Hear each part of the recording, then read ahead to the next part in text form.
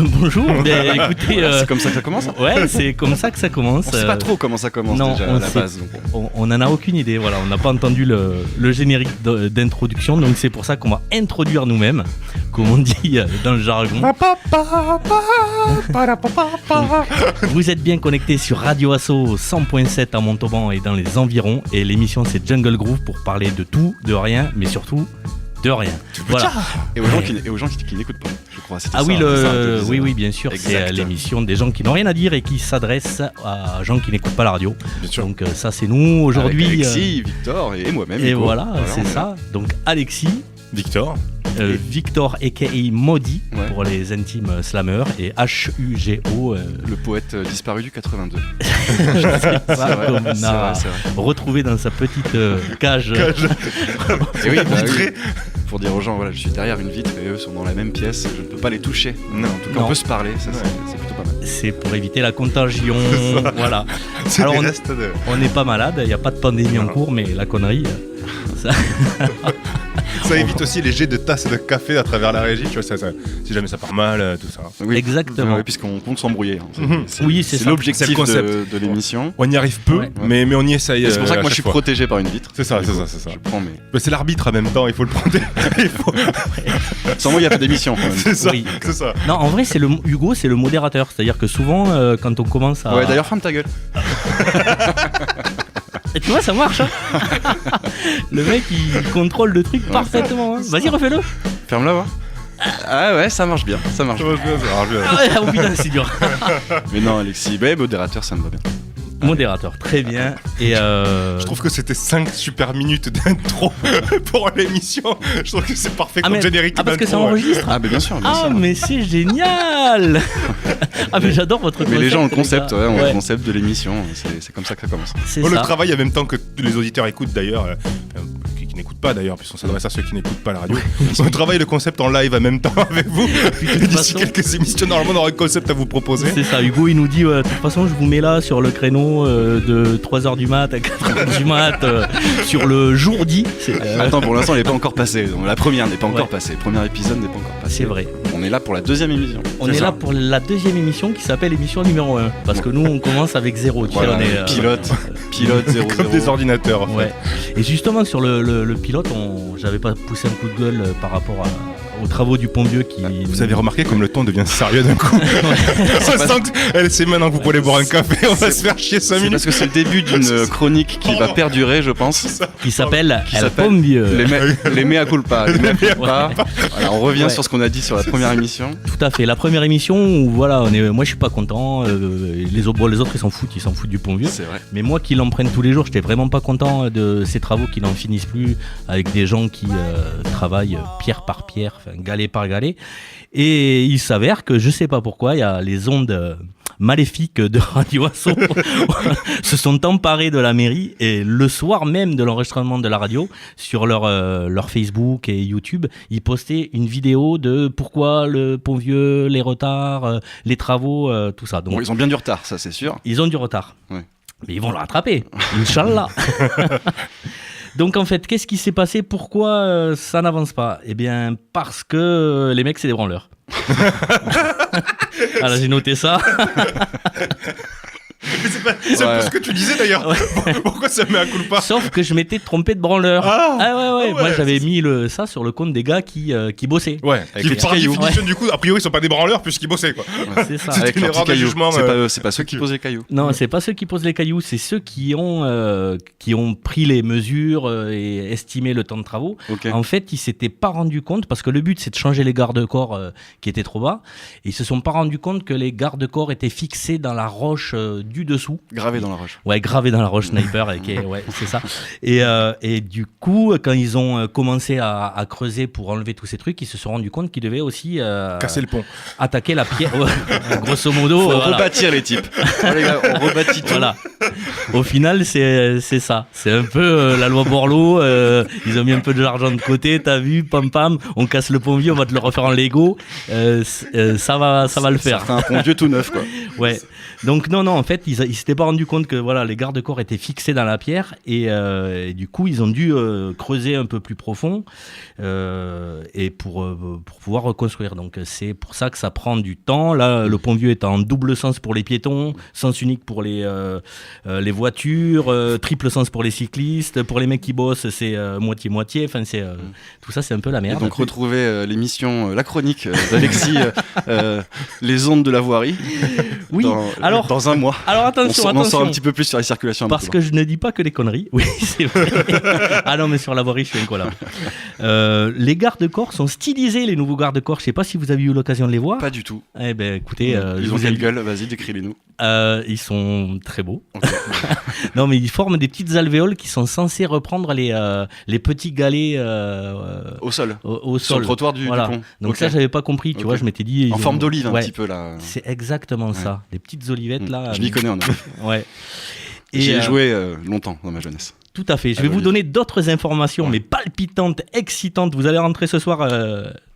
Vous allez faire... Déjà, vous allez rentrer ce soir. Ouais. Déjà, c'est pas mal. Et du coup, les barrières, en fait, il faut savoir que chaque barrière du garde-corps, elles font pas la même taille. Il y en a qui font 1 mètre, l'autre qui font 1m20, tout ça. Donc, ils n'ont pas pu standardiser le truc et toutes les garde-corps ont été faits sur mesure pour la rampe. Okay. Donc déjà, ça aussi... On sait par qui ? On sait qui a fait les garde-corps ou pas, ouais, tu sais Ouais. Ok. Une question. Oui. Quand tu refais les garde-corps à zéro, pourquoi est-ce que tu refais pas une cote standard ? C'est une question bête. Tu prends la longueur du pont pour faire tes garde-corps, tu vois, tu refais les garde-corps. Tu prends ta longueur de pont, tu vois. Ouais. Tu vois, tu la divises par le nombre de garde-corps que tu veux. Ouais. Voilà. Ça te donne la cote, la largeur du garde-corps que tu fais faire sur mesure une fois, mais en standard, puisque tu le dupliques. Justement, en fait. Je crois que c'est parce que les pattes, là, les trucs pour que les garde-corps tiennent, sont encastrés dans la pierre. Et ils sont obligés de se reprendre sur ces pattes-là. Ils peuvent pas du coup se reprendre comme ils pensaient que c'était pris, parce que du coup ça marche pas. Ouais. Donc c'est pour ça qu'ils pensaient à l'origine que c'était pris comme ça sur le pont. Moi, je pense que tu sais, on va Hugo, avec ta permission, on va prendre le studio mobile et on va aller sur site. Interroger les gens. Moi, ça me plairait bien. Au million du peu. On fait la prochaine émission sur site au Pont Vieux. Moi, je pense que c'est. C'est marrant ça, parce qu'il va falloir que je vous parle d'un concept d'émission que j'ai. Vous me direz si c'est sympa ou pas, mais il y a aussi l'opportunité d'aller voir directement sur place, d'aller enregistrer des micro-trottoirs, de faire des trucs. Ça peut être sympa. Ouais, carrément. Parce que les gens, savoir ce qu'ils en pensent, machin. Qui taille un petit peu la mairie de Montauban, bien sûr. Ouais, mais ça c'est génial, il faut faire ça. Mais faire ça. En plus, on sait que la mairie de Montauban, en ce moment même, alors que l'émission n'est pas en direct, ils écoutent. Donc ce soir, ils devraient répondre. Non. Ce soir, ils devraient répondre. Alors, une autre info comme ça qui peut intéresser les gens qui n'écoutent pas la radio, c'est que les petits dessins losanges là qu'il y a sur en cailloux qu'il y a sur le pont vieux, donc ça s'appelle des trottoirs en calade. Il y en a aussi Faubourg du Moustier et Porte du Moustier. Et ça représente 1200 cailloux par mètre carré. 1200 cailloux. Ouais. Et les mecs les posent un par un. Le prix de tout ce bordel. Voilà. On se rappelait les petites olives. Alors tu comptes combien ça fait en mètre carré le pont vieux et tu divises. Donc tu vas trouver le nombre de cailloux total qu'ils ont utilisé et tu sais que ça coûte 400 000 euros à la collectivité. Ouais. Donc, pas le caillou. Hein. Non, le complet. Mais faisons-le, tu l'as calculé le chiffre ? Non, je ne l'ai pas calculé. Ah, putain, attends. Allez, ça y est, sors ta calculatrice. Allez, c'est le moment. On imagine qu'il y a au moins, je sais pas, 100 mètres carrés de... Alors, il fait quelle longueur le pont ? Est-ce que tu as accès à Internet ? Oui, bien sûr, je peux, on va vraiment faire ça. Il va falloir meubler. Ah ouais. La longueur de... Non, mais je vais continuer à vous donner des infos intéressantes. Vas-y, continue à donner des infos. Moi, je vais essayer de calculer le pont vieux. Vas-y. Chers auditeurs, auditrices, personne, quoi. Si, auditrice. Ouais. Cet été, le pont vieux sera fermé à la circulation. Aux piétons, on ne sait pas. En tout cas, pendant les vacances d'été, les voitures ne circuleront pas sur le pont vieux. Ok. Les piétons non plus, tu sais pas ? On ne sait pas, je sais pas. Elles ne circuleront pas. Ils ne circuleront pas. Mais ça coule en dessous, mais ça circule pas. Ouais. C'est ça. Les gars qui bossent, héritage pas toi. Les gars qui bossent, j'ai cru comprendre qu'ils venaient du Portugal. C'est pour ça que j'ai pris un peu l'accent. Putain, j'ai trouvé. J'ai la largeur, la longueur, la hauteur. T'as plus de réseau que moi. T'as vachement plus de réseau que moi. Et donc, vous voulez savoir ouais. La longueur du pont, puisque c'est ça qui nous intéresse en termes de garde-corps, c'est 205 mètres. 205 mètres. La largeur, c'est 7,85. Ouais, non. 7,85, mais ça fait à peu près un quart de caillou. Non, mais ça si, me... si, c'est parce que t'as à peu près un quart de Les caillou. trottoirs, ils doivent faire 1m20, 1m50. On compte 1 mètre de caillou en largeur. Oui, 1m20. Ouais, 1m20, on va dire 3 mètres. Mais 3 mètres fois 200. Ça fait 600 mètres carrés. 600 mètres carrés à 1200 cailloux par mètre carré. Donc 1200 fois 300. Fois 600. Fois Parce 600. qu'il y en a deux trottoirs. Alors que certains qui nous écoutent ont déjà la réponse. 720 000 cailloux. Et du coup, on fait 2,4 millions à diviser par 720 000. Donc 2 400 000 divisé par 720 000 égale 3,33 € le caillou. Ça va. Ça va, Ça c'est va. honnête. Ouais. À Montauban, on a 3,33 € le caillou. Ouais. J'ai tout à fait. Posé, fourni posé. Ouais, après on compte pas les garde-corps, c'est cadeau. Les mecs. Les garde-corps sur mesure. Bah attends, t'avais la main-d'œuvre avec dedans aussi ou... Ah non, Ouais, on prend que le prix au caillou. Ça Enfin, tu vois, Ça fait plus cher au caillou si tu Ouais, prends ouais. en compte la main-d'œuvre. Non, ça fait. Là, on a inclus la main-d'œuvre dans le caillou. C'est-à-dire que le caillou est livré avec la main-d'œuvre, ok. avec les garde-corps. Ok. C'est Posé, un caillou, posé et le tout. caillou posé. Ok, d'accord. Le Donc, caillou c'est posé, pas c'est mal, 3 hein. balles. Mais Ouais, attends, ouais. d'un côté, dans les chiffres, mairie Montauban, tout ça, j'ai appris dernièrement, pardon, je change de sujet, mais on va y revenir. J'ai Non, on appris va pas dernièrement revenir. que la sécurisation de la billetterie du festival Montauban en Seine coûte le même prix que ceux qui étaient donnés au festival Alors Chante et au festival Jazz à Montauban. Il y a le simple fait de sécuriser la billetterie du festival d'aujourd'hui coûte le prix total des 2 festoches qu'on avait à l'époque. Et pas extraordinaire. T'es sûr de toi T'es sûr de toi Alors, Parce que ouais, c'est selon quelle source, c'est ça. C'est ça. Surtout, là, maintenant Ouais. qu'on a balancé ça, il faut... on peut sourcer ou pas. Voilà, ben on va pas sourcer Alors, cette information qui n'engage que. Victor, je veux ton nom de famille Alors- déjà. Tu vois, si j'ai des problèmes, Moi, moi je vous propose mieux que ça. Théoriquement, tous les contrats municipaux sont libres d'accès. Tout à fait. Voilà, donc je vous propose de vérifier cette source ou de demander à la mairie de nous faire vérifier cette Donc source. pour l'instant, on suppute. Dans les contrats. Mm. On suppute. Pour l'instant. On suppute. Ouais, mais c'est. Et la dernière émission, j'avais dit que j'aimais bien ce terme, j'aime bien supputer. je suppute et j'invite tout le monde à vérifier cette information. Ok, ben on va écouter pour. Mais on s'avance pas trop. Voilà. Non, mais t'as vu que Non, pas du tout. je prends de la Tu fais bien, sécurité. tu fais. En parlant de sécurité, il faut, je me parce qu'ils sont déjà au courant. Non, pour finir avec le Pont Vieux. Vas-y. Pour finir avec le Pont C'est Vieux. un peu le concept de l'émission, on revient sur Ouais. des trucs qui... Fin dont on parlait. 2024. Fin de cette année, normalement, Oui. c'est fini. D'accord. Voilà. Donc, Ça fait long toujours. Ça fait... je pense que 31 décembre, minuit, mec, ils seront un peu à. Ah, mais j'y à serai. bloc. On y sera d'ailleurs. On y sera, Ah, mais ouais. oui, on y Nous, sera. On vous On donne fera le rendez-vous. réveillon là-bas. On vous donne rendez-vous. Point d'honneur à se mettre sur le pont de Vieux Carrément. ce jour-là. Carrément. Il y avait pas un peu de musique là Vous voulez mettre un peu de musique Ouais, Ouais. je trouvais Ouais. que tous les quarts d'heure c'était bien. Vas-y. Carrément. Du coup, on choisit. Moi, je sais pas, ça m'intéressait d'écouter un truc que fait Victor, moi. Ah, mais c'est sur la clé USB. Tiens, Ah, ça mais passe je- à travers. Eh ben, on le mettra. En fait, Ouais. c'est enregistré l'émission, tu vois. Mais- Je te Ah rappelle, ouais. je te rappelle le Mais concept. C'est la magie. Je te rappelle le concept. Ça va me donner le Ouais. droit de Et, mettre mon veto. Et le principe quand c'est enregistré, c'est que c'est pas en direct. Donc du coup, on va Mais- pouvoir mettre un morceau. Alors qu'est-ce qu'on met? C'est quoi le morceau de? Eh ben, on sait pas parce On que. sait le pas, titre c'est sur est la pas clé, on a Bon, pas. on verra ce On sait ça pas ce qu'il après. a. alors. Ouais. Petite pause et puis on se retrouve dans quelques instants.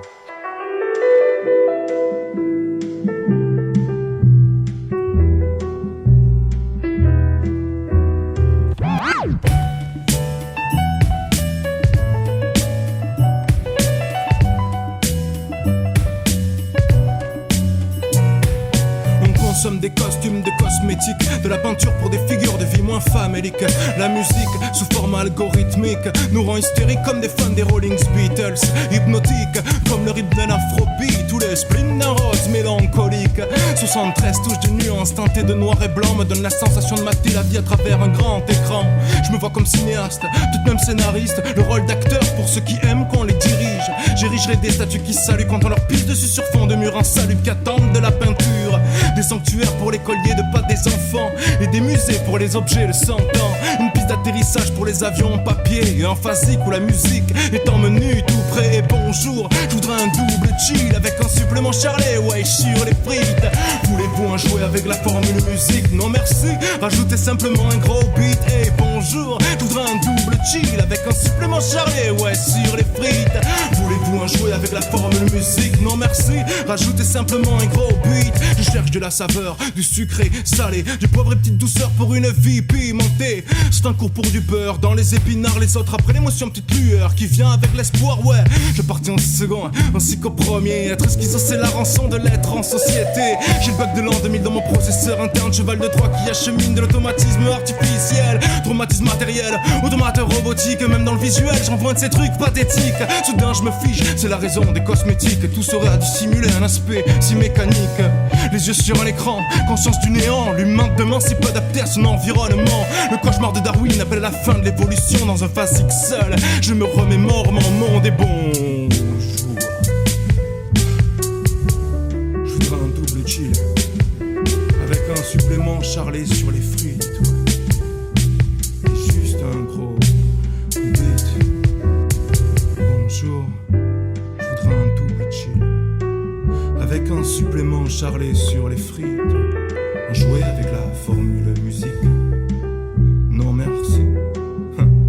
Juste un gros beat. Hey, bonjour, je voudrais un double chill avec un supplément charlé, ouais, sur les frites. Voulez-vous un jouet avec la formule musique? Non merci, rajoutez justement un gros beat. Hey, bonjour, je voudrais un double chill avec un supplément charlé, ouais, sur les frites. Voulez-vous un jouet avec la formule musique? Non merci, juste un gros beat. Hey. Fast Zik. C'est ça. C'était version confinement, c'est ça, c'est Victor, ça, tu peux nous en parler un peu de ce morceau ou... Eh bien écoute, à l'époque, pendant le confinement, donc, je faisais des morceaux, on a fait des morceaux en famille notamment. Et ça, ce morceau-là, Fast Zik, c'est un sample que j'avais beaucoup aimé. Donc j'ai oublié le nom du pianiste, mais c'était Nujabs qui avait sorti un titre énorme sur ce sample-là.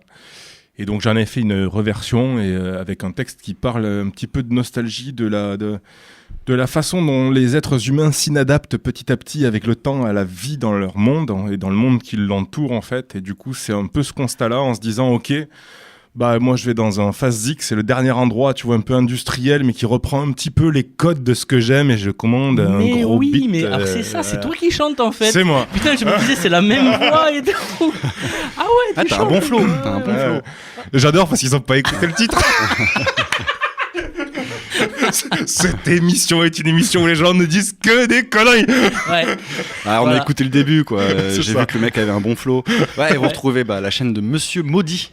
Voilà, C'est ça. M-O-T-D-I-T, Monsieur Maudit. Je peux lancer un petit appel? Ah, tu peux lancer Voilà, tous l'appel les que tu veux. fact-checkers, si vous avez Ah, pas de boulot, Les facteurs. C'est ça. les facteurs aussi, venez checker C'est dur à dire. cette C'est dur à dire. émission et voilà, vous avez pour une semaine de boulot. Vous sentez que la pause nous a été profitable. Non, ouais, c'est clair. Question actu.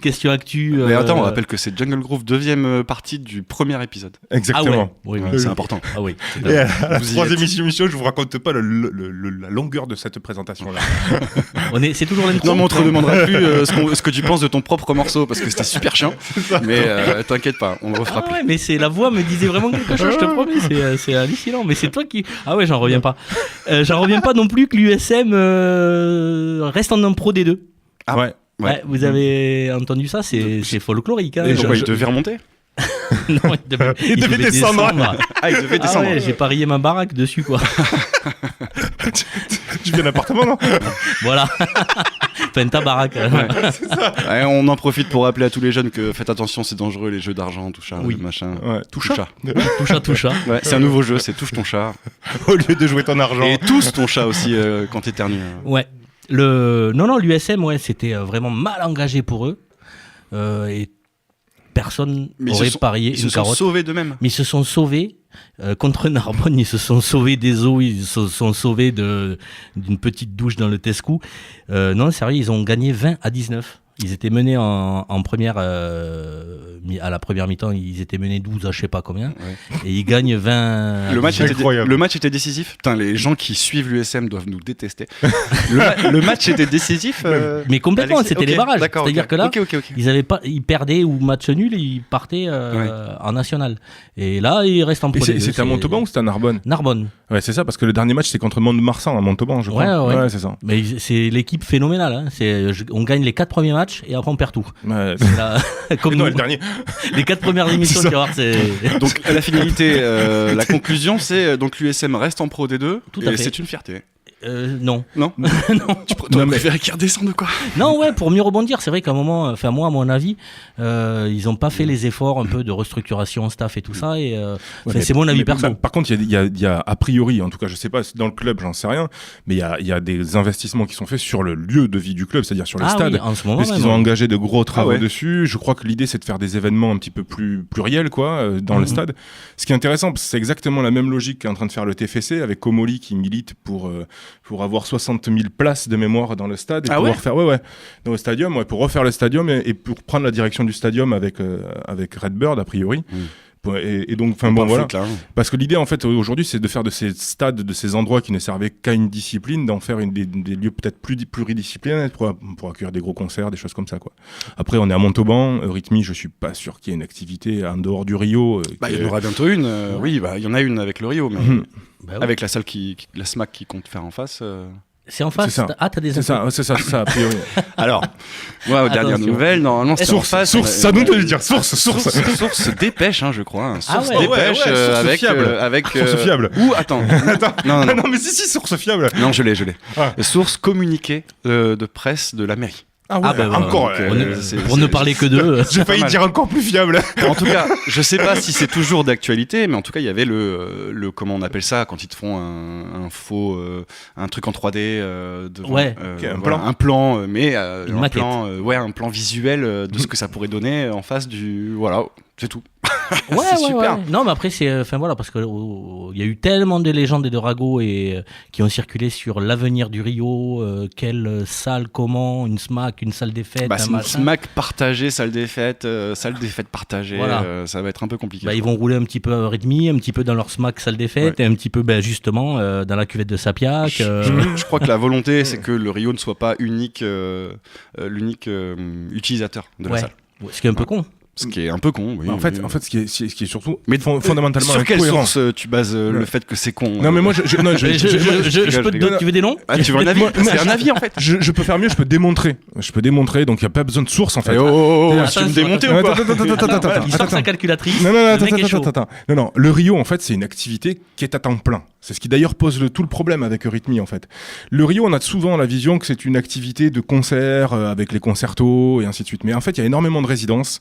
Il y a la chorale du Rio aussi, qui a une grosse activité. Il y a la médiation culturelle. Les music box. Les music box. Enfin, il y a une activité toute l'année qui fait vraiment Enfin, c'est-à-dire que c'est par définition le monde du spectacle qui ressemble au monde de l'entreprise conventionnelle, puisqu'il y a de l'activité 5 jours sur 7 sans problème, avec du monde, quoi. C'est-à-dire qu'il y a des gens qui sont à la comptabilité, il y a des gens qui sont à l'accueil, à la communication. Il y a vraiment beaucoup d'emplois derrière ça.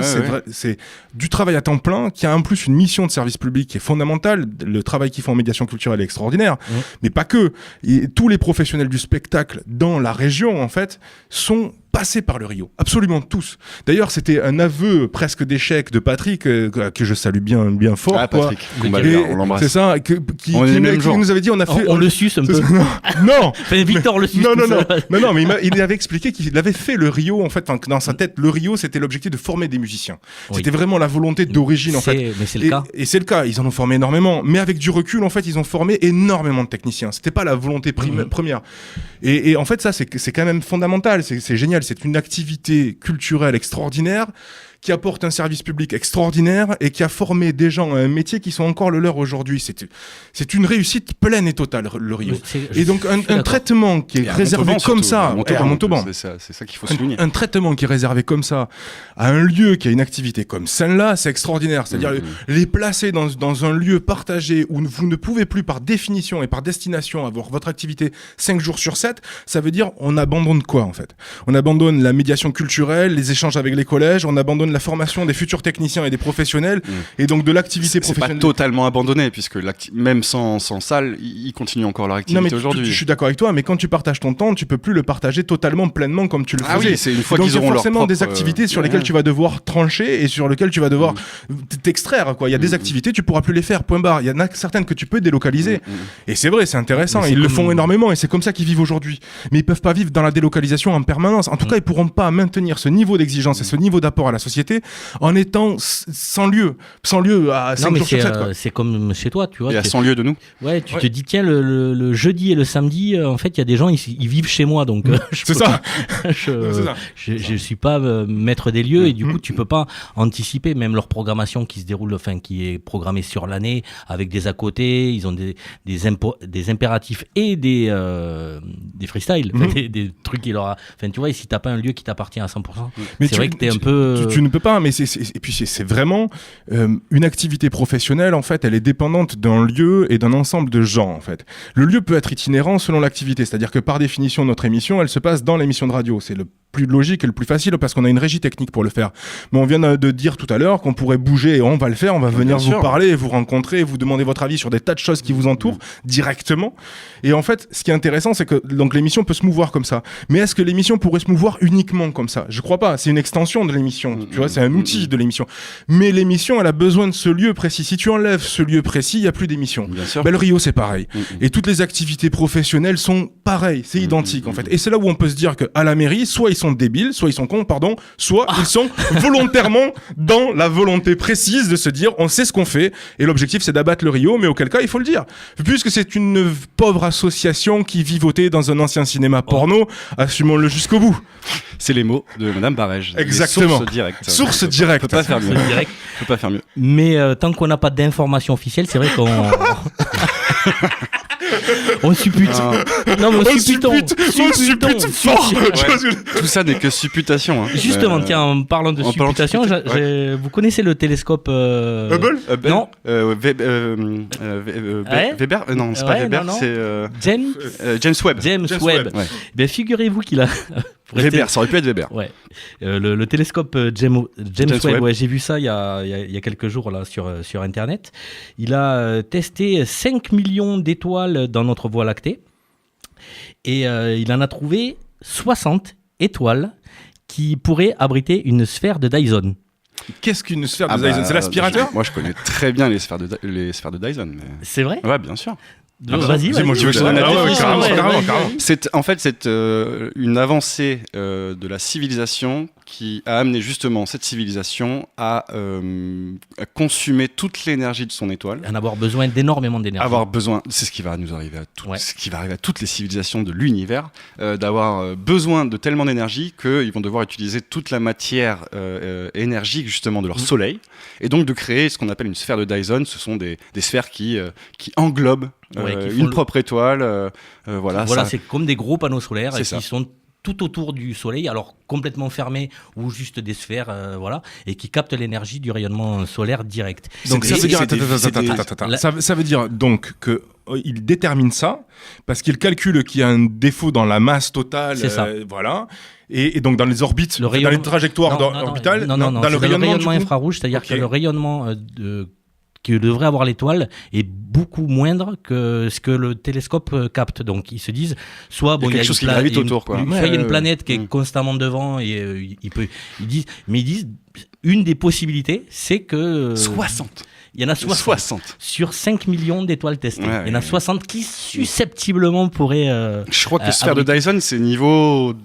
On n'est pas très loin du niveau de la sphère de Dyson. Enfin, on en est loin sans l'être. Ouais, mais on a déjà tout. C'est niveau 2-3 de la civilisation. Tous nos satellites déjà marchent sur panneaux solaires. Il y en a très peu qui sont sur. Non, mais attends, mais si c'est ça, si je comprends bien, ça veut dire que tu englobes le soleil dans tes panneaux solaires. Exactement. Oui, là, on en est quand même très très loin. C'est la question de la matière. Juste pour un simple rappel physique, je ne pourrais pas sortir la calculatrice pour calculer ça là, mais ce qui est sûr, c'est que si tu englobes le soleil, la trajectoire que tu dois faire pour englober la gestion que tu dois faire pour que ton panneau soit en trajectoire orbitale, pour qu'il se stabilise autour, c'est colossal. Non, mais t'as pas assez de matière sur la Terre. Non, mais t'as pas assez de matière pour la Terre pour construire ça. Le soleil, il a aussi un axe de rotation qui fait que tu peux mettre en orbite des trucs autour et tu mets juste des feuilles de papier aluminium. Donc ça veut dire que du coup la lumière nous parviendrait de cette étoile, mais partiellement. Oui, c'est-à-dire que la sphère de Dyson, en fait, il y a le premier, c'est l'anneau. C'est juste des satellites qui gravitent et qui sortent le truc. Ouais, je capte. Après, il y a la sphère. Après, il y a plein de sphères imbriquées. Et puis le total, c'est carrément le soleil est fermé.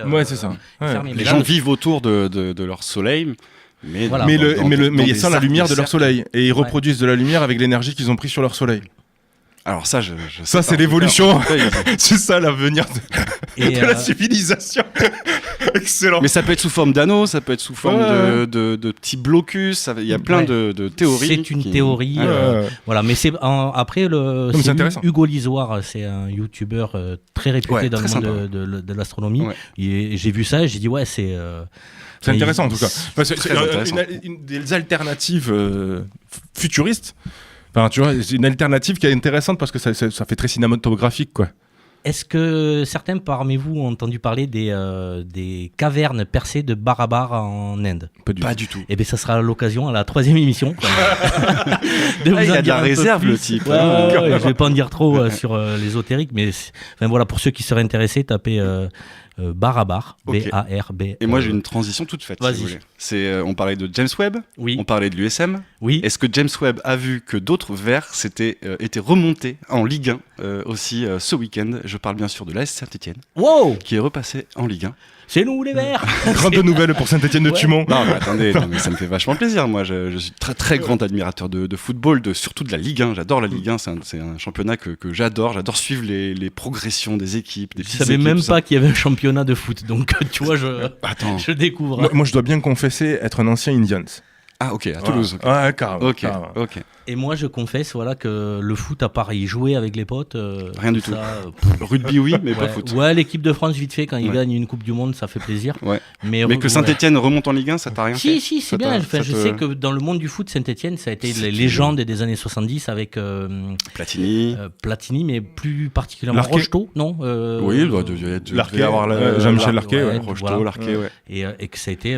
Et c'est surtout les poteaux carrés. C'est-à-dire que quand tu te dis que Saint-Etienne, c'est les poteaux carrés, tu te dis que Saint-Etienne, c'est des légendes, mais depuis longtemps, Alexis, comme Reims, quoi. Comment tu l'apprends cette information ? Les poteaux carrés, ça te parle ? Ça te parle ? Les sources. Oh voilà, c'est filmé. Ils auraient raté. La légende, c'est qu'ils auraient raté une finale. Alors je sais plus, contre une équipe écossaise, je crois.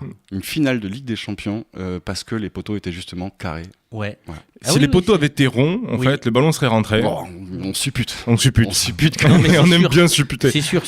Voilà. Moi, c'est sûr. Voilà, c'est certain. Le grand regret des Verts, c'est il te dit, c'est quoi ton regret en tant que supporter de la Saint-Etienne ? C'est les poteaux carrés. Les poteaux carrés. Et tu vois, les poteaux, ils sont devenus ronds, ils sont descendus en Ligue 2. Et du coup, c'est pour ça surtout, à mon avis, qu'ils les regrettent, les poteaux carrés. Ouais. Une saison en Ligue 2. Mais toujours mais ils sont de nouveau en Ligue 1. Voilà. Et Toulouse c'est la nouvelle. Toulouse est en quoi ? Et Toulouse est le TFC est en Ligue 1. Ah bon ? Le TFC, il faut quand même rappeler une chose, c'est qu'ils sont tombés en national il y a quelques années de ça. Et c'est normalement un club, il tombe en national, il est mort, tu vois. Et le TFC, ils sont tombés en national, ils sont. Ça c'était il y a 24 ans, un truc comme ça. On ne vieillit pas comme ça. Non, parce qu'ils étaient descendus en Ligue 2 il y a 2 ans. C'est ça. Et ils sont redescendus en Ligue 2 bien plus tard. Parce qu'ils sont remontés. Ils ont été rachetés par Redbird en fait en Ligue 2. Redbird, pour la petite histoire, si vous voulez connaître l'histoire du fondateur de Redbird, il y a un film sur lui qui s'appelle Le Stratège, qui est un film extraordinaire sur l'arrivée de la data dans le sport aux États-Unis.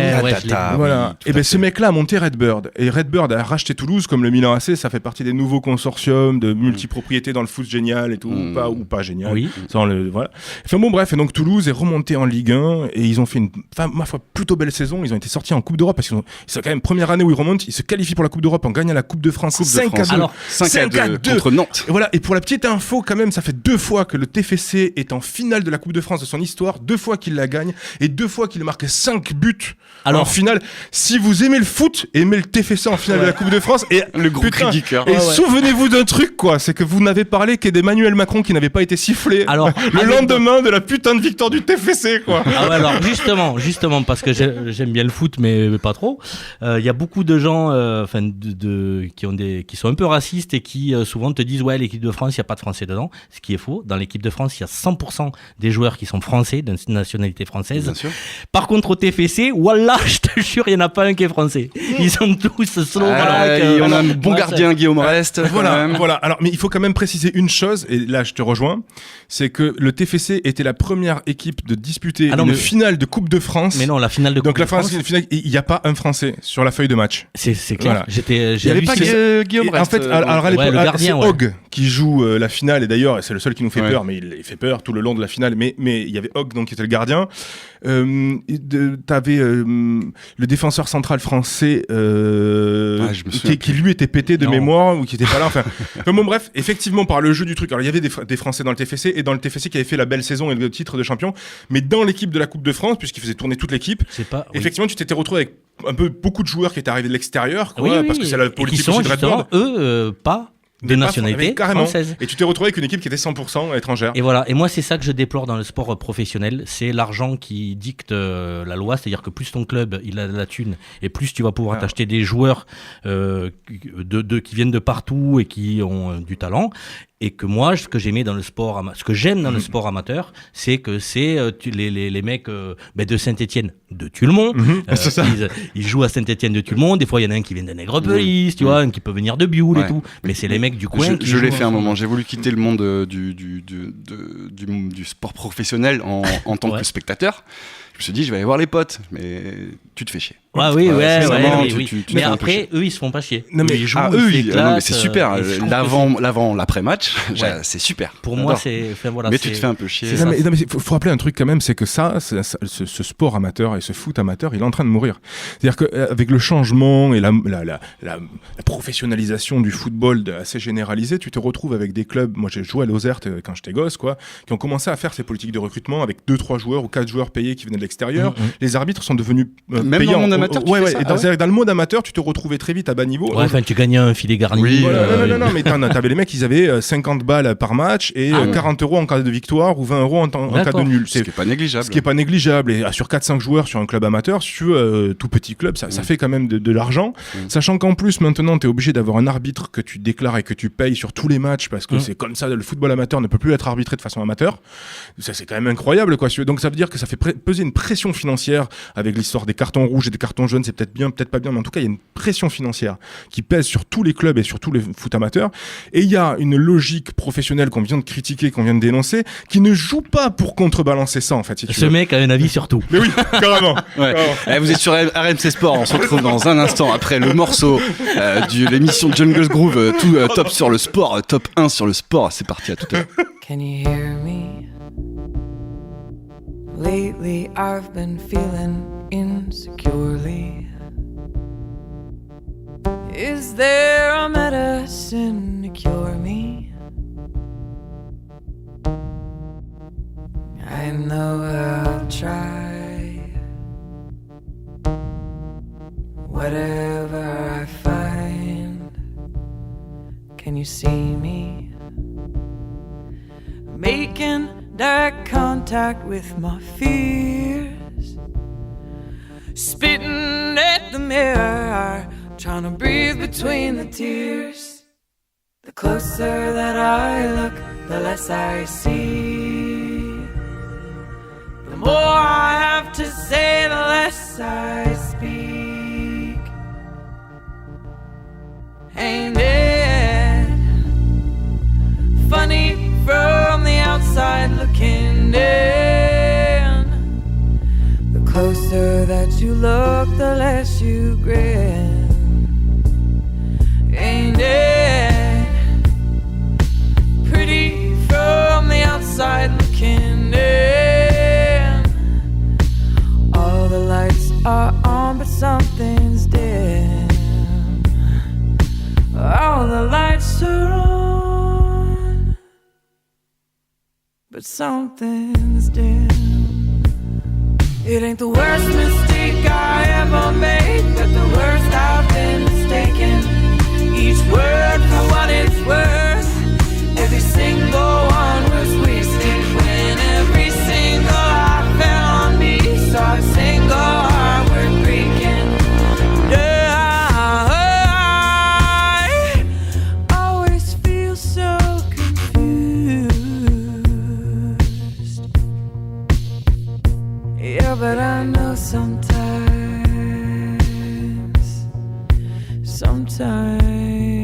you lose. Someday I'll set my heart free. I'll send it off, beating on a bird wing.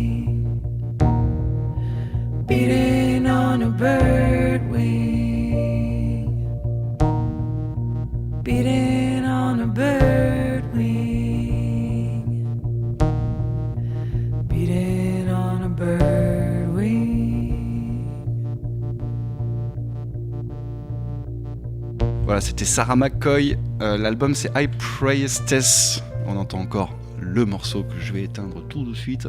C'était très bien. Merci les gars. J'ai beaucoup aimé le piano. Ouais.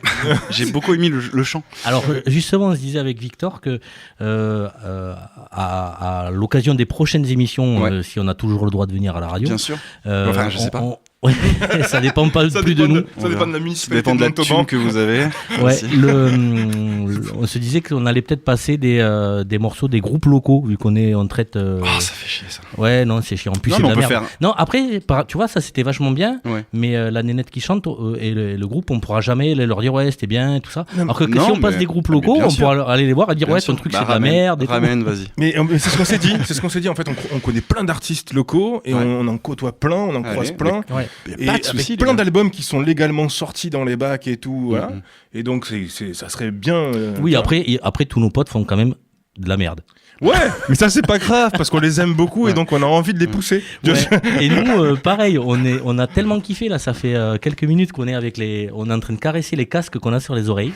Et on s'est dit à ce rythme-là, si on doit passer les copains, tout ça, on va faire une émission par semaine, puis peut-être une émission par jour, et en fait une émission par heure. Ouais, ça marche. Voilà, il y a de quoi se loger ici, les gars. Voilà. Moi j'ai mis mon duvet derrière. Il y a une bouillotte, il y a pas d'eau chaude, mais il y a une bouilloire. Non, mais c'est pas grave, on ira se laver. On fera des allers-retours à la rivière. Se laver, c'est surfait, je trouve. Non, mais on pourrait faire une émission par heure pendant 24 heures. Ok, allez, on continue cette émission de Jungle Groove avec des idées au top. Donc après l'instant sportif, on a fait un petit quart d'heure sur le rugby, James Webb, Saint-Étienne. Voilà, c'est un petit peu vous voyez un peu l'idée de l'émission. On parle de tout et n'importe quoi aux gens qui n'écoutent pas. Et là, franchement, on va tomber dans le fond du bas-fond des sujets. Allez, on t'écoute, la politique. Les élections européennes arrivent, je crois que c'est le week-end prochain, de mémoire. Ouais. Et il fallait s'inscrire d'ailleurs pour aller voter. Je suis un peu dégoûté, carrément. Il fallait réinscrire. Il fallait s'inscrire avant, je sais plus quelle date. Non, mais normalement non. On vérifiera nos sources. Alors là, franchement, je suis allé vérifier personnellement sur le site du gouvernement. Et il était dit que toutes les personnes ayant déjà été inscrites à une élection, quelle qu'elle soit, étaient inscrites d'office dans leur bureau de vote habituel. Par contre, si tu changeais de bureau de vote, bien sûr, il fallait... Ah non, mais moi, si c'est pas le cas, je remonte les gilets jaunes, les gars. Ça va péter. Change la couleur, s'il te plaît. Change juste la couleur. Moi, c'est juste ça qui me dérange. Moi, j'aimerais bien qu'on fasse les gilets transparents. C'est pas mal ça. Mais moi, je suis nu sous mes habits 100% du temps. Donc, c'est ça qui est intéressant, tu vois ce que je veux dire.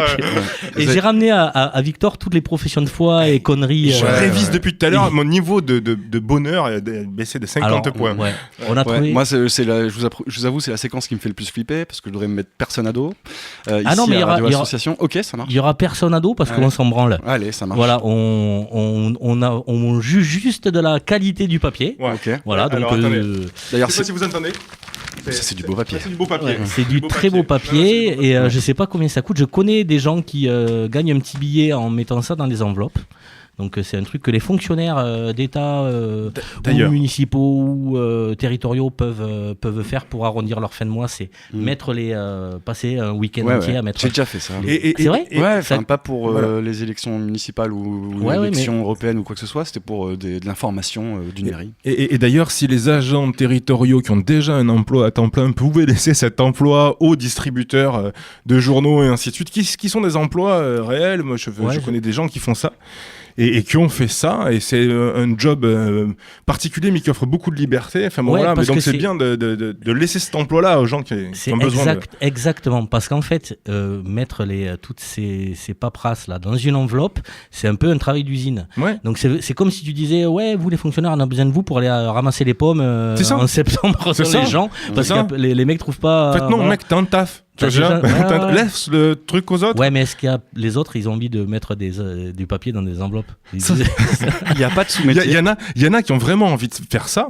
Moi, mon beau-père, il a fait ça pendant très très longtemps et il était à la fois chef d'entreprise de sa propre entreprise et il faisait ça à côté parce que sa propre entreprise lui rapportait pas forcément suffisamment d'argent et les deux cumulés, si tu veux, ça faisait. Il allait ramasser les pommes? Non, pas les pommes. Il distribuait les journaux. Ah oui. Il distribuait les journaux, les publicités, tout ça. Et alors on voit beaucoup de campagnes campagne avec des trucs stop pub et tout. C'est vrai que c'est intéressant le stop pub parce que moi je l'ai pas mis chez moi. Ouais, moi je l'ai pas mis non plus. J'adore la pub. Ouais, carrément pareil. Et puis d'ailleurs, je pense que si on se chauffe tous au bois, on pourrait les recompresser derrière et on nous fournirait finalement gratuitement, les industriels nous fourniraient gratuitement de l'énergie. De la sphère de Dyson. Voilà. Là on aurait de l'énergie jusqu'au bout. Voilà, là on aurait de l'énergie gratuite donnée par les industriels, si tu veux, et qui générerait de l'emploi local. Franchement, c'est une solution écologique de dingue. Non mais moi arrêtez le stop pub et chauffez-vous au bois. Moi c'est sur quelle source tu te bases pour dire ça? Pareil, je démontre. C'est pour ça que j'ai pas mis le stop pub justement, c'est parce que par respect pour ces gens là qui galèrent avec leurs petits chariots tout ça, je dis mettez moi vos merdes dans de toute façon j'en ferai quelque chose. Mais c'est ça. J'adore l'origami. C'est ça. Donc déjà à la base, des fois il y a des petits trucs à découper, à coller chez les voisins. Le papier c'est précieux pour faire de l'origami. Non, alors ça dépend. Franchement, les agences immobilières, il y a certains des trucs donnez-nous votre or et votre argent, tout ça. Eux ils ont les moyens, c'est du bon papier. Auchan, bon, Leclerc. Non, Leclerc ils ont arrêté. Leclerc, c'est dommage, j'aimais bien vos prospectus, mais non ils ont arrêté. On en est là quoi. Oui. Non mais on parle politique. Oui. Allons-y. Franchement. Merci Leclerc. Merci Leclerc, j'ai envie de dire. Voilà, c'est pareil, si vous voulez financer un petit billet à Radio Asso parce que vous faites de la pub, n'hésitez pas les gars. On est cool quand même. Mais oui, et c'est Leclerc, la marque repère. Et non mais justement Leclerc c'est quand même les premiers à dire qu'ils sortent du papier, c'est les anti ce métier là. Tout à fait, alors c'est pas... Pour parler des affiches, on va pas faire de politique parce qu'autrement on va parler de tête, de tous les partis et nous on s'en fout un peu. Par contre, il y en a un. Ah ouais. Alors on me dit pas quel parti c'est, mais les enfants sont fans. Moi mon fils il a dit c'est trop mignon le chat. Non mais tu peux l'accrocher sur ton frigo. C'est ça le truc. Faudrait lire les slogans. Laisser 2 petites secondes et dire aux gens est-ce que vous l'avez, tout ça, et on dit qui c'est, tu vois, par exemple. Ouais, mais c'est tellement mal fait parce qu'ils ont tout mélangé. Regarde, si je te dis les animaux comptent votre voix aussi. Voilà, les gens vous réfléchissez 2 secondes, quelle partie c'est. Et on peut attacher ça sur le frigidaire, ça fait office de calendrier. C'est un très. Voilà. T'as pas chargé la page, mais t'as pas la date. T'arrives à lire ce slogan ? La force de tout changer. Voilà, n'hésitez pas, vous appelez Radio Asso. C'est bien, il faut lire les slogans, c'est bien. Vous avez la France revient. Elle était partie. Elle était partie la France. Elle s'est délocalisée en Chine ou un truc du genre. Mais non, c'était délocalisé à Vichy. Ah oui, bien sûr. Elle est partie depuis. Alors, j'ai celle-là, la France fière. Il y a aussi la Mongole. Ils avaient pris le même slogan en Mongolie, mais... La Mongole fière. Là ils ont pas. Si. C'est génial la minute politique. Premier est loin devant. Ça c'est Saint-Étienne. En tout cas il est ouvert le. En plus c'est ouvert. C'est ça. C'est Saint-Étienne. Saint-Étienne. Le retour en Ligue 1. Ça c'est le crissement du retour en Ligue 1. Exactement. C'est ce qu'on entend dans les stades. C'est quoi? Punaise les slogans à la con. Ils ont leur affiche de campagne. Et puis les gens, les listes. C'est le bulletin que tu mets dans le truc. Je sais même pas si on peut panacher. Pour un monde sans frontières ni patron. Il y en a, ils sont pas fait chier. Un monde sans patron. Il y en a, ils sont pas fait chier. Et sans frontières. Mec, moi je veux l'utopie que tout le monde veut et je la veux maintenant. Parce que là, j'en vois un, ils sont vraiment pas fait chier. C'est leur slogan majorité présidentielle. Ah ouais. Devinez qui c'est. On sait pas qui c'est. On sait pas qui c'est. Ah ouais. Non, la France sans patron, j'aime bien. Carrément. Restez chez vous. Sans frontières et sans patron. Voilà. Mais comment ils veulent qu'on s'habille s'il n'y a pas de patron? Par rapport à, tu sais, tout ce qui est couture, et tout. Et comment on va faire de la 3D sans patron aussi? Ça aussi. Réveiller l'Europe. Alors, avec Jean-Jacques Goldman. Ah non, c'est allumer le feu. Il va falloir faire du bruit. Ça, c'était Johnny. L'urgence du bon sens. L'urgence du bon sens. Et à chacun sa définition du bon sens. L'Europe, ça suffit. C'est un parti qui est tenu par un mec, je savais même pas qu'il était encore vivant. C'est Jacques Chirac. Majorité européenne, on l'a déjà dit. Oh là là, il y en a plein. En fait, il y a doublon en fait. Ouais, parce que en fait, il a pris les tracts aussi. Retrouvez notre programme en ligne. Ça, c'est le slogan. Il est super ce slogan. Ça vous fait chier? Le camp des travailleurs. Ça, on sait. A priori. J'en ai connu, moi, entre 39 et 45, des camps de travailleurs. C'était pas mal. Même après, en Union soviétique, n'oublions pas. Oui. Réveiller l'Europe. L'autre, c'est l'Europe endormie. Franchement, il y en a un, et sur son slogan, moi, tu vois, l'urgence du bon sens. Oui. Franchement. Mais c'est très subjectif le bon sens. Ouais, c'est ça. Le problème est que c'est très subjectif. Par contre, que l'urgence de retrouver du bon sens, ça parle à tout le monde, tu vois. Parce que c'est très subjectif, on trouve qu'il n'y en a plus du tout nulle part, tu vois ce que je veux te dire. Parlons-en au serial killer ou quoi. Son bon sens à lui, s'il avait tué des gens quand même. C'est ça. J'ai une chanson de Daniel Guichard, Reprenons la main. Ah non, c'est pas ça. Prenons-nous la main. Ouais. Ouais, ok. Putain, on est passé de RMC à Rire et Chanson. Attends, moi j'ai le truc du mec qui tape large, tu vois. Pour notre planète, tous, les Américains, les Indiens, les Chinois, tous, nos aînés, pour les vieux, d'accord, nos entreprises, pour les patrons, contrairement aux autres, une écologie pragmatique et centriste, pour tout le monde. Non. Et si vous regardez à la mairie, devant la mairie, il y a des panneaux, il y a 37 listes ou 27 listes. Enfin, je sais pas, c'est énorme. C'est juste. Là, il y a beaucoup de papier sur la table. En tout cas. Ouais. Et on le laisse d'ailleurs. On a notre stagiaire Louis qui nous dit qu'il y en a 36. 36 listes. Merci Louis. 38. Moi, il dit 38. Il dit 38. Que j'ai fait le son pour un meeting politique, le seul de ma vie, et il y a une des listes qui est sur la table. Mais ouais, mais de toute façon, toutes les listes, il y a même des partis qui se créent exprès pour les élections. Et alors, elle est sympa, Marion Maréchal Le Pen. Écoute, je sais pas, je la connais pas personnellement. En tout cas, malheureusement. Ce que je peux te dire, c'est qu'effectivement, le jour où j'ai fait cette régie qui était pas forcément pour elle, j'étais pas d'accord avec tout ce qui se disait, quoi. D'accord. Mais j'avais obligation de fermer ma gueule. Tu travaillais. Je travaillais. Voilà. Impartial, le type. Et ouais, mais j'aurais pu couper le micro, putain, j'aurais pu. Si vous avez remarqué là dans les partis qui sont un peu devant, qui sont invités dans les médias, parce que la plupart des 38 listes, d'après Louis, 38. Ouais, qui sont pas invités dans les grands médias, ou très rapidement. Mais quand il y a des débats entre les listes, ils prennent les 6 ou 8 premières dans les sondages. Je trouve déjà que c'est pas équitable pour les autres, parce que c'est pas parce que tu représentes personne que t'as pas le droit à la parole. Regarde-nous par exemple. Ouais, mais ça soulève une autre question. Et on revient sur les types qui mettent ces tracts dans les enveloppes. Comment ils font pour sélectionner le premier qu'ils vont mettre dedans, le deuxième, et ainsi de suite? Je sais pas. Est-ce qu'ils pensent au fait que les gens vont retirer toutes les listes, il y aura une première devant, tu vois, peut-être que ça a un impact sur... Moi, je peux te dire que tu peux avoir des consignes d'ordre. Il y a aussi des machines qui préparent les lots, donc tu peux déterminer à l'avance, si tu veux, sur une consigne, sur par exemple Ils t'envoient un paquet. En fait, il y a des publicitaires, enfin des magasins ou des choses comme ça qui vont. Leclerc. Que leur publicité soit en première, et quand tu regarderas bien la prochaine fois, tu vois, quand tu auras ta pub, tu vas trouver en fait une publicité qui est pliée et qui enveloppe toutes les autres publicités. Celui-là, c'est celui qui a payé a priori le moins cher, tu vois. Ouais, mais et derrière, en première page, t'as celui que Leclerc qui a payé le plus cher. Non, mais c'est vrai que. Mais là, j'ai pas les sources, je déconne. Mais c'est vrai. Enfin, ça peut l'économie du j'apparais en premier, ça peut exister. Ça pourrait être vrai. Elle peut exister. Ça existe et ça peut encore exister. Carrément. Et alors là, c'est à titre personnel, pour en revenir à ces gens qui sont invités dans les grands médias, parce que j'aime bien regarder ces émissions politiques pour savoir ce qu'ils disent, c'est de la merde. C'est le niveau de débat qu'il y a. En termes de démagogie, tu parles. Mais en termes de tout. Parce qu'un politicien, c'est... Ouais, la démagogie, on était habitués, si tu veux. Tous les grands politiciens, ils te balançaient des phrases fourre-tout, des machins. C'est incroyable. Et en fait, tu te rends compte que là, maintenant, on a des mauvais. C'est-à-dire que les mecs, avant, c'était des escrocs professionnels, tu vois, assermentés, tout ça. Là... Ils viennent du monde amateur.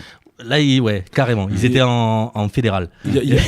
En parlant de fédéral et d'amateurs, vous savez que Saint-Etienne est remonté au week-end ou pas? Attends. Moi, j'ai quand même...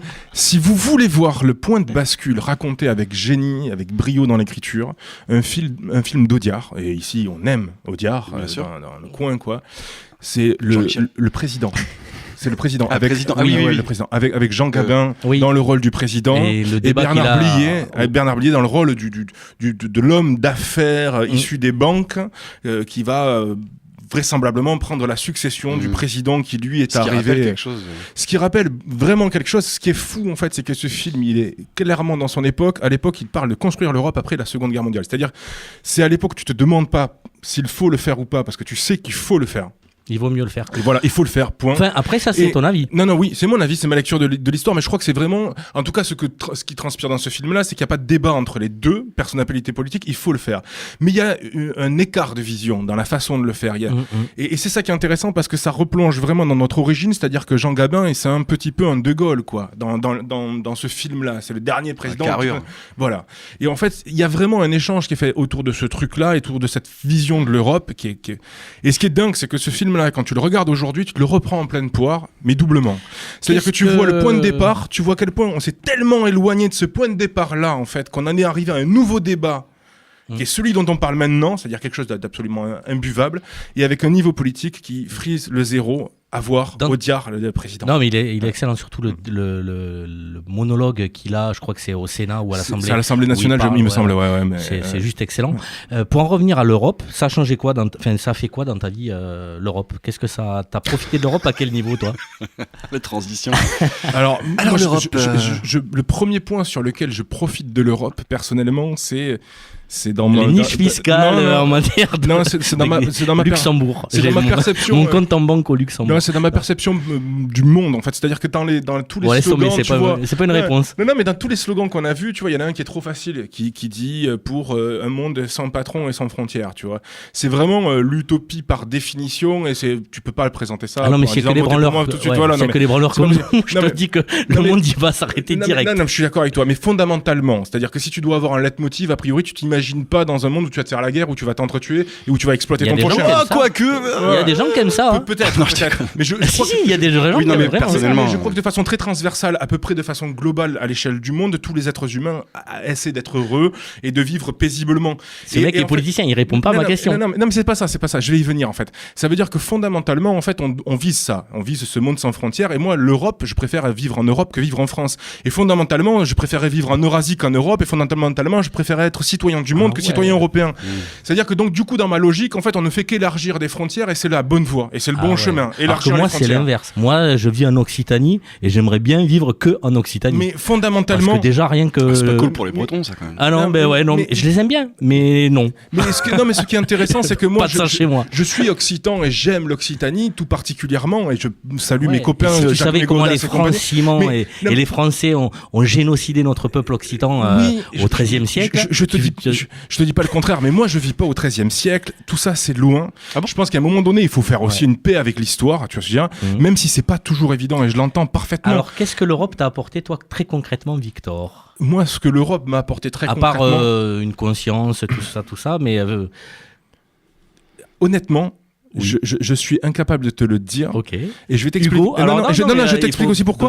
C'est parce que je crois que je me souviens pas vraiment de ce que aurait pu m'apporter une vie sans Europe, puisque j'étais trop petit quand l'Europe n'était pas là. Et donc fondamentalement, moi j'ai la sensation. L'Europe, géographiquement, ça existe depuis 2 milliards d'années. Avant, c'était. Non, mais moi je te parle politiquement. Si tu veux, l'Union européenne. L'euro est arrivé en 2001 sur ma 3e ou 4e fiche de paye. C'est-à-dire qu'en gros, si tu veux. Je rentre salarié, je fais 3 fiches de paye en francs et toutes mes autres fiches de paye, mais encore non, attends, mes fiches de paye en francs traduites en euros, c'est-à-dire que l'euro est en fait déjà là, mais il y a 1 an ou 2 ans de transition, je crois, où tu avais euro-franc indiqué. Mais j'ai pas connu le monde en francs. Économiquement, donc je suis incapable de te le dire. Hugo qui est jeune aussi. Toi, l'Europe, si on parle de l'euro en lui-même. Non, l'Union européenne. L'Union européenne, tout connement, je dirais l'ouverture des frontières. C'est con, mais maintenant tu vas dans un autre pays d'Europe, de l'Union européenne. C'était le cas avant. Avant, t'avais pas, c'est pas de contrôle. Non, franchement, quand j'étais petit, j'allais souvent en Espagne et il y avait tu faisais un péage en plus, mais tu passais et il y avait très peu de contrôle d'identité avec ta carte d'identité. Dans les années 90, quand moi j'étais ado ou jeune adulte, il n'y avait pas ça déjà. Donc là, je veux dire, bon, maintenant c'est clair que tu vas en Espagne, tu vas n'importe où, tu passes sans frontières, mais après, le passeport, il te le demande, c'est juste bon pour les vols en Europe. Les vols. J'ai jamais fait de passeport, j'ai pas de passeport. Voilà. Pour moi, par contre, l'Europe m'a apporté une chose, c'est la seule chose qu'elle m'a apporté, c'est les échanges européens de la jeunesse européenne. C'est un truc ou comme Erasmus+, le fait de pouvoir aller faire ses études en Europe.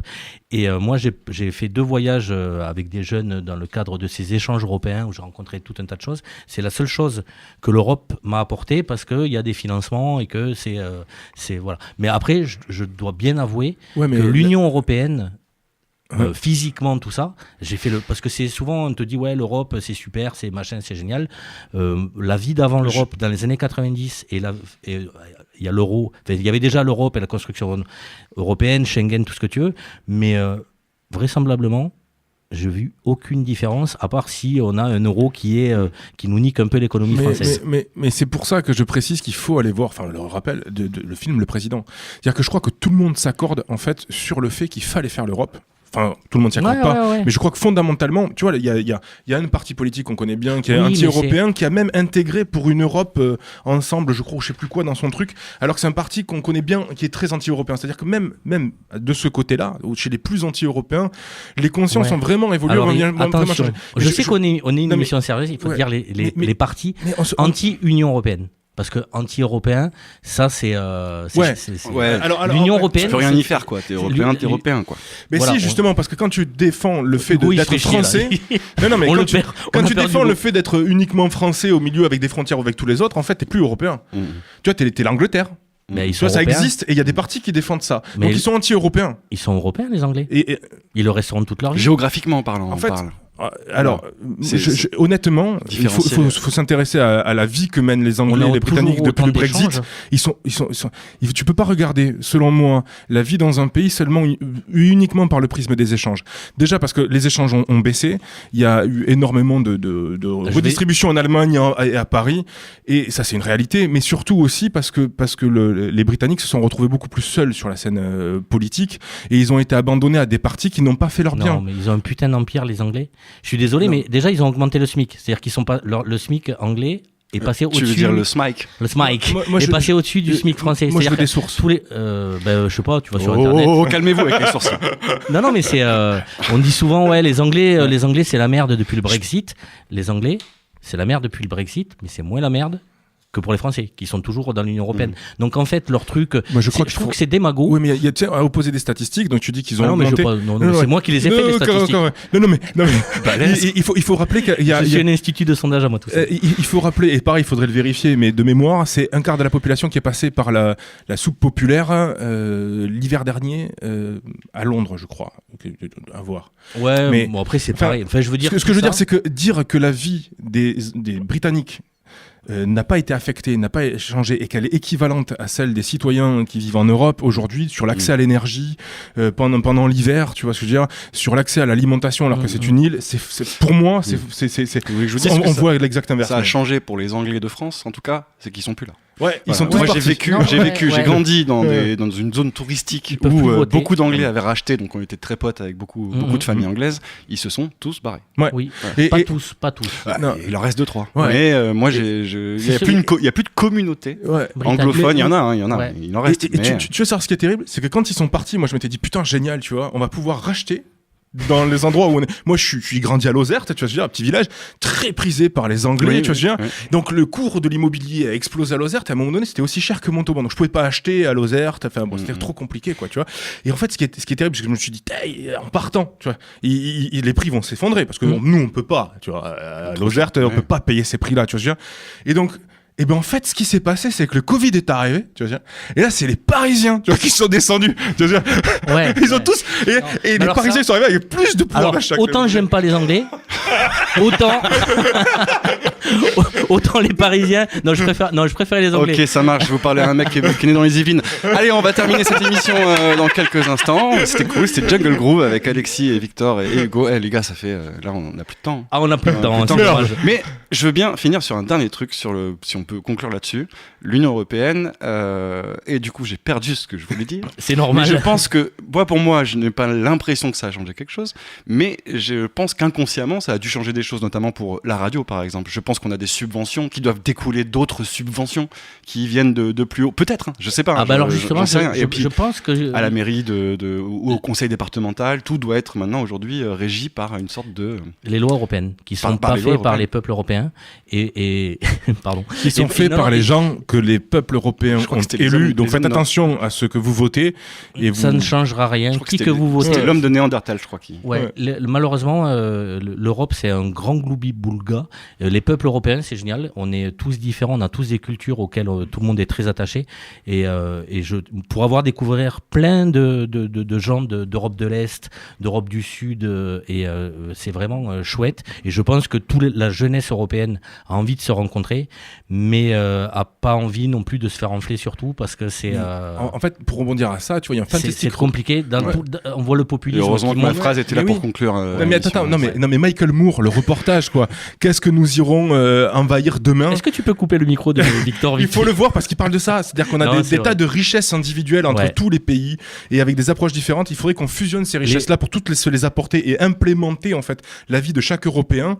Et au lieu de ça, en fait, on essaye d'attaquer chaque richesse individuelle. C'est-à-dire la gestion du temps de famille en Italie, par exemple, la gestion de la drogue et de la légalisation ou pas, l'éducation au Portugal, le système d'école d'éducation nationale de la Finlande qui a fait des progrès incroyables. Enfin, c'est ça qu'il faut agréger en fait, pour faire en sorte qu'on ait un même état commun européen qui fonctionne avec toutes les petites spécificités. Mais quand tu les vois là-haut, ils sont pas prêts. Mais non, en fait l'idée c'est le problème c'est qu'on est dans une phase où nos politiques essayent d'élaguer ces spécificités là pour ensuite mutualiser la merde qui restera quoi.